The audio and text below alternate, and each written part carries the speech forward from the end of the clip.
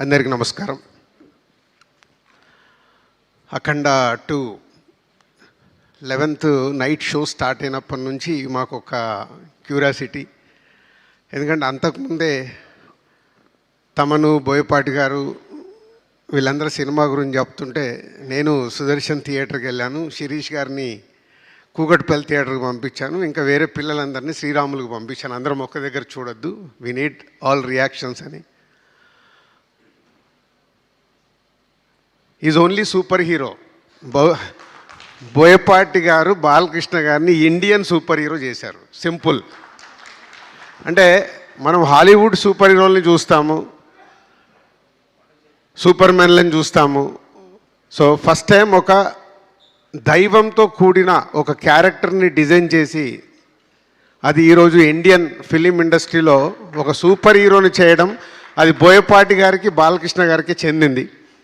నేను సినిమా చూస్తున్నప్పుడు episodes wow, అఖండ character వస్తున్నప్పుడు అలా వావ్. చాలా ప్లేస్లోకి వెళ్తుంటే కొంచెం అంటే 58 సినిమాలు తీసిన ఎక్స్పీరియన్స్ కదా, సీనుకు తెలుసు. భద్ర తీసినప్పుడే ప్రతి ఒక్క సీన్ని జాగ్రత్తగా డిస్కస్ చేసుకున్నాం. వెళ్తుంటే కొంచెం అక్కడక్కడ లాజిక్లు మిస్ అవుతున్నాయి. తర్వాత నాకు ఒకటే అర్థమైంది, ఈ సినిమాకు వాళ్ళిద్దరికి లాజిక్లు అక్కర్లేదు, ఓన్లీ మ్యాజిక్ కావాలి అని. అదే మ్యాజిక్ చేశారు.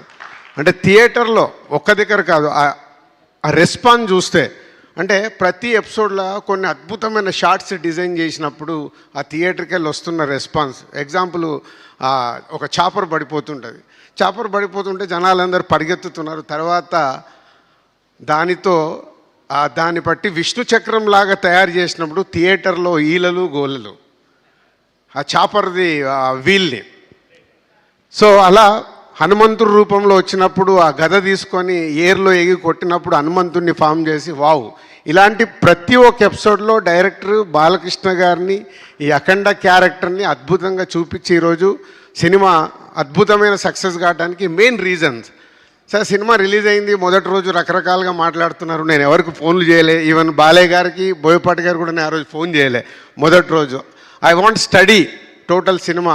ఫ్రైడే సెకండ్ షోస్ ఎవ్రీవేర్ ఉధృతం అన్న తర్వాతే నేను అందరికీ ఫోన్లు చేసి మాట్లాడడం జరిగింది. ఎందుకంటే ఈ సినిమా ప్రతి ఒక్క కుటుంబంలోకి, ఇందాక నేను సూపర్ హీరో అన్నాను, ఫ్యామిలీస్, ఆడియన్స్, లేడీసు, పిల్లలు థియేటర్కి వచ్చినప్పుడు ఈ సినిమా అద్భుతం జరుగుద్ది అని నేను సురేంద్ర గారికి, మా శ్రీధర్కి, వీళ్ళందరికీ చూడగానే చెప్పడం జరిగింది. సో ఆ అద్భుతం జరుగుతున్నందుకు వెరీ హ్యాపీ. ఈరోజు నిన్న సాటర్డే, ఈరోజు ఫ్రైడే తెలంగాణలో రిలీజ్ చేసిన మాకు మూడో రోజుకే 70% మేము పే చేసిన దాంట్లో 70% రెవెన్యూ రికవర్ చేసి ఈరోజు ఇంత అంటే బాలకృష్ణ గారి ఆల్మోస్ట్ ఈ మధ్య అన్ని సినిమాలు మేమే రిలీజ్ చేస్తున్నాం. అఖండ కూడా మేమే చేసాం, బోయపాటి గారి సినిమాలన్నీ మేమే చేసాం. సో ఒక సినిమాకి ఒక ఇలాంటి ఆరా వచ్చినప్పుడు, ఆ సినిమా ప్రతి థియేటర్లో ఇలా అద్భుతమైన రెస్పాన్స్ వస్తున్నప్పుడు, ఒక డిస్ట్రిబ్యూటర్గా, ప్రొడ్యూసర్గా, ఇండస్ట్రీలో ఒక ఇంపార్టెంట్ పర్సన్గా నాకు చాలా చాలా చాలా ఆనందంతో కూడిన మూమెంట్ ఇది. Thank you Seenu, thank you Balayya గారు and old team, all technicians, Ram Lakshman గారు. మీ ప్రతి ఒక్క ఫైట్లో ఒక అద్భుతమైన ఎమోషన్. సీను కంపల్సరీ ఎమోషన్ పట్టుకుంటాడు. ఇంటర్వెల్ షాట్లో వాడిని లేపి హారతి ఇచ్చేటప్పుడు థియేటర్ మొత్తం ఊగిపోయింది.